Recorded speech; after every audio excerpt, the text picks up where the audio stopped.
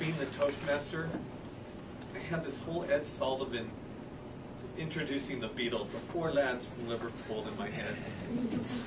That's okay. Jennifer's here. First of all, we're missing some roles. So we need some people to volunteer. Carl, are you going to be the timer? I am the timer, yes. You are the timer. Okay, perfect. General evaluator. Trent. And grammarian.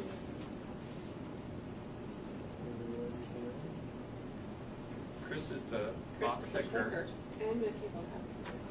And table topics master. Janice.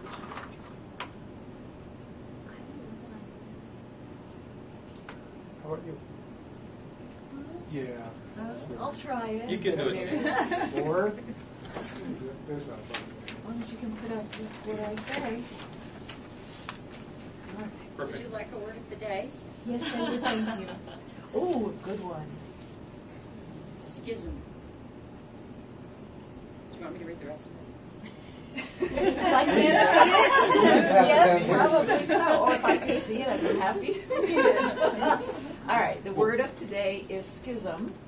After he lost his job, the schism in their marriage grew wider, and it means division or split. Schism. Thank you very much. Jan? Ahead of ourselves there, I'd like to introduce our evaluation team. First of all, we do have our general evaluator, who we now know is Trent Turner. Trent, can you please introduce what the general evaluator's job is? You bet. As general evaluator, I will be watching the general flow of the meeting. I'll be keeping an eye on the Toastmaster to see how the Toastmaster keeps things moving along, moving smoothly, adjusting as necessary. I'll also evaluate the evaluators, so I'll provide them feedback with how well they did. The goal of an evaluator is not to express an opinion of the speech or to correct somebody's misinformation therein. Rather, it is to provide feedback to that person how well they met the objectives for the particular project they're working on. Since today both of our speakers are icebreakers, we're looking for the evaluators to provide positive feedback for all of the good things that they could find that the speaker already has to work with. So a little confidence, thank you, confidence boost to our speakers as well as to our evaluators. Perfect. Thank you, Trent. And our timer for the day is Carl Nicoletti. Carl, can you explain what the role of the timer is, please? The timer is to time the speech. The Toastmasters are very concerned with limiting our times, with actually coming in on time with our speeches. Therefore, for a prepared speaker, we turn the green light on when there's 1 minute left in the speech. For example, Donna Curry's speech will at 6 minutes will have the green light. At 7 minutes, we'll have the red light. And at 7 minutes and 30 seconds, that's the, yellow light. And at 7 minutes and 30 seconds, that's the red light, at which time you should stop talking. Is that wrong? 5, 6, and 7. All right, excuse me then. 6, and then 7, and after the red light goes on, you have 30 seconds left to finish up your speech. I will begin clapping after 30 seconds. If you see me clapping, that means you need to shut up.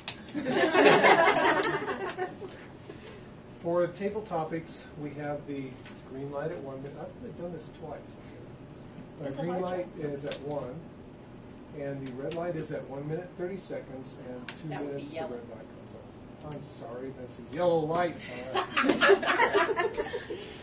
Now that you guys are thoroughly confused, we'll start over. And evaluators have 3 minutes to speak. Let's see if I can get through this one. Green light comes on at 2 minutes. The yellow light comes on at 3 minutes. And the red light comes on at 3 minutes.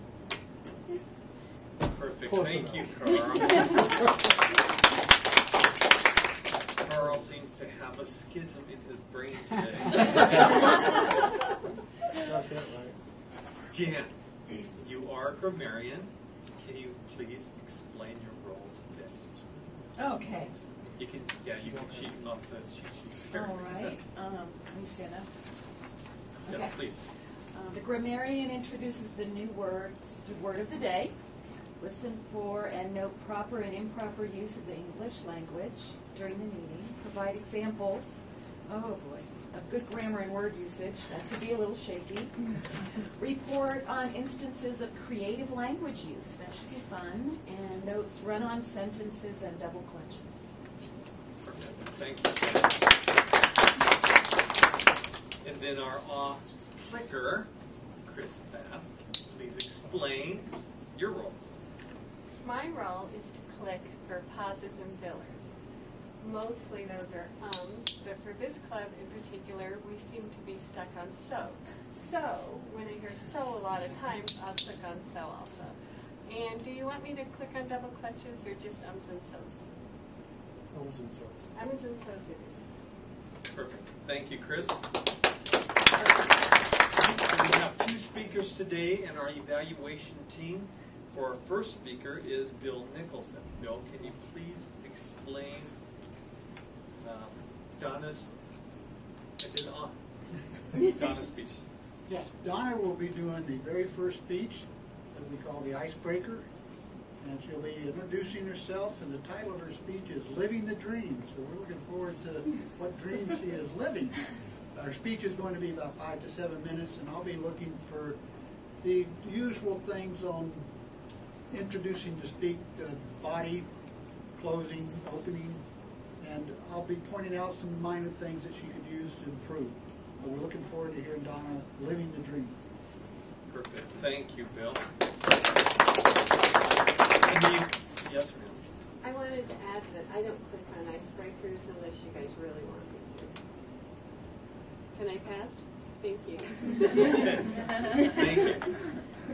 Our next evaluator is Tabby Lay or Lee.